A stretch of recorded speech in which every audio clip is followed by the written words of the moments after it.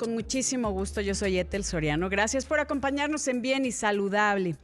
Hoy vamos a hablar de esto que es cannabis para uso lúdico, o sea, la marihuana para uso lúdico, porque esta semana el Pleno de la Suprema Corte de Justicia de la Nación eliminó la prohibición absoluta del uso lúdico y recreativo de la marihuana en el país. Pero hay que entender cómo se va a dar esto. Y para esto quiero darle la bienvenida al maestro Juan Carlos Castillo Torres, abogado experto en regulación sanitaria, socio director de CGA Legal y Asuntos Públicos. Querido Juan Carlos, ¿cómo estás?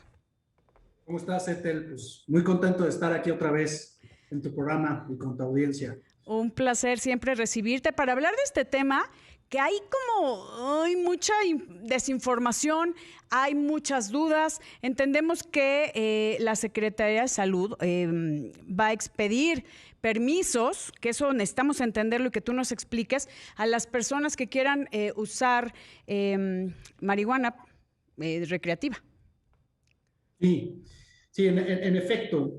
Recordemos que como resultado de toda la actividad legislativa que se había venido gestando, incluso tuvimos oportunidad de platicarlo aquí en tu programa en varias ocasiones, Sí.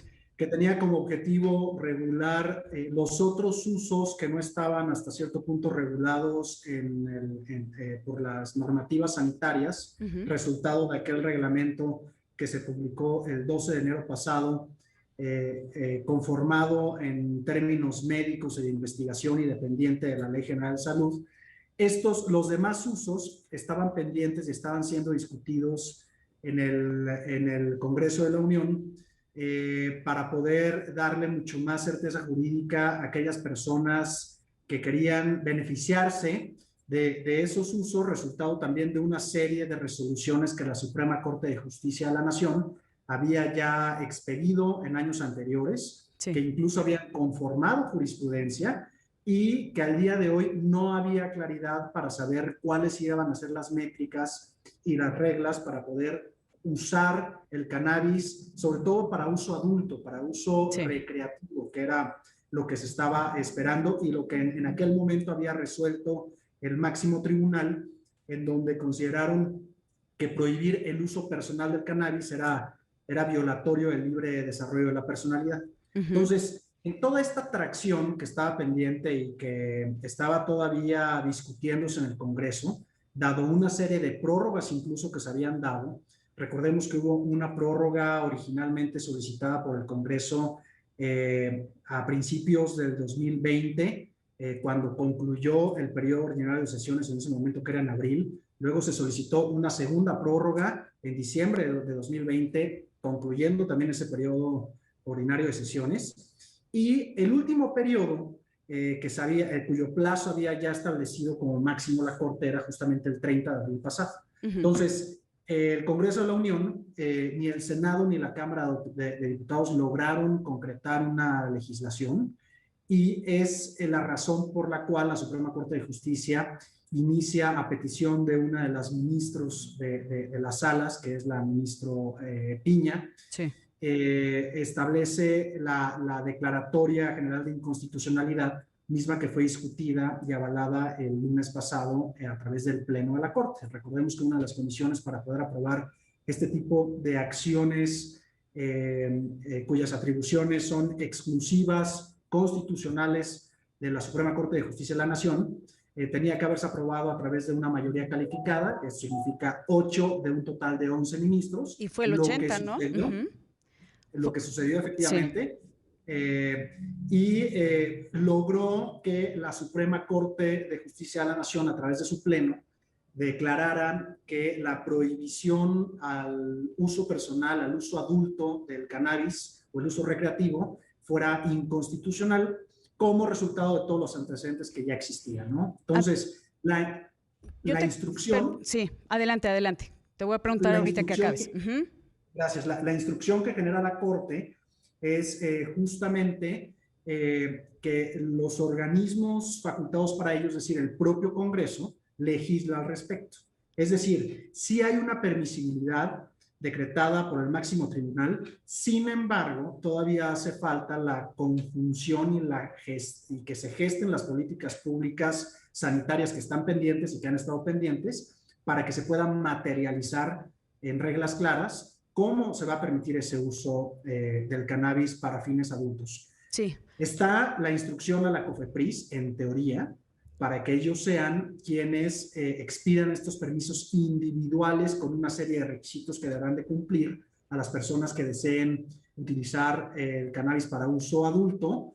Y no sabemos todavía a ciencia cierta cómo va a ser la dinámica y cuándo van a empezar a expedir esos permisos. Oye, a ver, Juan Carlos, una pregunta. Es que desde la vez pasada que tuve el gusto de entrevistarte, me decías que había muchos sesgos, muchas nubes que no quedaba muy claro cómo está. Ahorita ya se autorizó por el 80% o sea, es una gran mayoría, se declaró inconstitucional la prohibición absoluta del uso lúdico de la marihuana, que va relacionado al libre desarrollo de la personalidad, que ahorita necesito que nos platique sobre eso. Pero todavía sigue habiendo sesgos, como decías. O sea, aquí vas a tener que pedir un permiso. O sea, yo quiero fumar marihuana, me tienes que dar un permiso y no puedo tener más de 5 gramos, creo, ¿entiendo? Así es, correcto. ¿No? Entonces, todavía hay como falta mucho para ver quién va a hacer los permisos, cómo los van a registrar, cómo va a estar todo ese tema, que ahorita al regreso de una pausa regresamos con más información sobre el uso lúdico de la marihuana. No se vaya, volvemos en un momentito. Recuerde que también estamos a través de Imagen Multicast, canal 3.4 de televisión abierta. Volvemos. Seguimos hablando de cannabis para uso lúdico con el maestro Juan Carlos Castillo Torres. Él es abogado experto en regulación sanitaria y nos estabas comentando, querido Juan Carlos, de que pues ya la Suprema Corte eliminó la prohibición absoluta del uso lúdico. Pero hay como ciertos lineamientos. Yo te preguntaba antes del corte que qué es esto de el libre desarrollo de la personalidad y el respeto a terceros, que no aplica más que con marihuana, entiendo. Sí, mira, el libre desarrollo a la personalidad es un concepto definido a nivel global, considerado un derecho humano, un derecho universal y un derecho, por supuesto, constitucional, que permite al individuo determinar o tomar la decisión sobre qué es lo que quiere hacer sobre su cuerpo, ¿no? Entonces, ese fue el criterio básico que eventualmente utilizó el juzgador, el Poder Judicial, para poder expedir estos juicios de amparo que terminaron convirtiéndose en jurisprudencia bajo el contexto de prohibir el uso del cannabis es violatorio al libre desarrollo de la personalidad. Es decir, no permiten, un tercero no puede determinar las condiciones sobre las determinaciones que un individuo per se pueda hacer, ¿no? Creo que palabras más, palabras menos es lo que podemos definir en términos del concepto, y ha sido utilizado en todas las variables y en todas las discusiones que se han ido gestando durante esta amplia discusión para legalizar el cannabis en México. Coincido contigo, Ethel, y haciendo alusión a lo que acabas de mencionar, estamos efectivamente en una zona gris, todavía con una falta de claridad y con falta de certeza jurídica que nos permita definir cuáles van a ser los requisitos que habrá que cumplir para poder hacer exigible ese derecho que acaba de refrendar la Suprema Corte de Justicia a través de esta Declaratoria General de Inconstitucionalidad que emitió el lunes pasado en pleno. Sin embargo, considero que es un avance muy importante el hecho que la Corte se haya pronunciado sobre este tema ante la omisión legislativa por parte de ambas cámaras de haber expedido una legislación que estamos esperando ya desde hace algunos años. Sí. Importante recordar que hay avances ya en la materia de cannabis, como es el caso del reglamento para uso medicinal, que como ya lo mencioné, se publicó este año, y que si bien ya permite visualizar una política pública en la materia, todavía existen varios espacios pendientes por cubrir, ¿no? No hay claridad en cómo se va a regular el resto de los sectores que están considerados en términos de la Ley General de Salud. Está ahorita solo enfocado para aquellos productos que tengan derivados farmacológicos, es decir, medicamentos, pero hay otros rubros que están esperando también en la fila para poder ser regulados y entonces poder llegar al mercado mexicano como ha sucedido en otros países, ¿no? Claro. El caso de los cosméticos, alimentos, suplementos alimenticios, etcétera. Estos sectores deben de estar también considerados y, por supuesto, claridad en cómo va a llegar el individuo, cómo va a llegar la persona que quiera, al amparo de esta Declaratoria General de Inconstitucionalidad, llegar con la COFEPRIS y entonces pedir a la COFEPRIS que le entreguen el permiso, ¿no? Sí. Ahí creo que nos estamos encontrando en un círculo vicioso en el que si la COFEPRIS no emite el permiso, invariablemente tendremos que regresar a la acción legal vía juicios de amparo para exigirle a la agencia regulatoria que expida los permisos. Yo espero que no sea el caso. Yo estoy optimista en que la agencia regulatoria, ya con la decisión de la Corte, tomará cartas en el asunto y entonces agilizará pues todo este tipo de autorizaciones que la gente está esperando. Sí, es que esto, por ejemplo, lo hemos hablado, Juan Carlos, desde el 2017 estaba el proceso de aprobación de uso medicinal. Estamos en el 2021 y todavía no queda muy claro, 4 años después, de uso medicinal. Y ahora, con esto, que es la prohibición, eliminar la prohibición absoluta del uso lúdico, también cómo va a ser, porque no es de que puedes fumar en cualquier lado y tener los gramos que quieras, tiene que haber lineamientos, pero eso de pedir permiso a una, ¿qué te puedo decir? A la COFEPRIS, que tiene rezago en miles de documentos, ¿cómo va a ser, no? Sí, es todavía incierto cuál va a ser la dinámica Así que tenga es. la agencia regulatoria al respecto. Entiendo que ahorita con los cambios administrativos que se han dado en la comisión, uno de los principales, de las prioridades que se ha definido con esta nueva gestión es justamente mitigar el rezago que en tramitología que hay en la COFEPRIS, ¿no? Y lo veo un poco difícil, pero no sé cuántos años deban de pasar para que se pongan al día, ¿no? Es correcto, pero bueno, al menos está la intención, está la voluntad política, yo espero que así sea. Pero ojalá. Regresando al tema del cannabis, sí creo, Ethel, que es bien importante que exista claridad, porque aquí creo que se está traslapando obligaciones y competencias que incluso habían estado definidas en el reglamento que se publicó en enero para uso medicinal y de investigación, en donde había incluso un artículo transitorio que abordaba la necesidad para que la Secretaría de Agricultura y Desarrollo Rural expidiera los lineamientos que establecieran claridad sobre el proceso de siembra. De siembra, ¿no? Sí. Siembra, y cultivo, cosecha, ¿no? Exactamente, o sea, para iniciar con el proceso de producción para fines medicinales que está establecido en el reglamento y que al día de hoy pues, está todavía pendiente ahí en la Secretaría de Agricultura por expedir esos lineamientos. Y por el otro lado, la definición de la Corte es que la COFEPRIS va a ser quien determine todo lo relativo a la semilla para efectos de uso personal. Entonces, ahí ya no hay claridad. ¿Qué es lo que va a pasar con la disposición transitoria del reglamento para uso medicinal de enero que le daba atribuciones a la Secretaría de Agricultura en contraposición con la instrucción que da la Corte respecto a que la COFEPRIS determinará el tema de la semilla para uso personal? Entonces, uno es para uso medicinal y el otro es personal. Para uso personal, pero hay invasión de esferas de competencia por parte de los organismos gubernamentales. Todo eso lo complica más, porque va a ser, es medicinal, es personal, estamos hablando de siembra, cultivo, cosecha, transportación, o sea, es todo un tema. Ahora, para uso lúdico, que es parte de lo que acaba de ser este lunes pasado, pues necesitamos que nos digas en qué situación estamos. ¿En espera de quién va a dar los permisos? O se supone que la va a dar la comisión, pero no sabemos hasta cuándo, si tienen preparado todo, si ya están listos para hacer toda la logística para que la gente pueda usar la marihuana de uso lúdico. Vamos a una pausa, volvemos. Voz más saludable de México.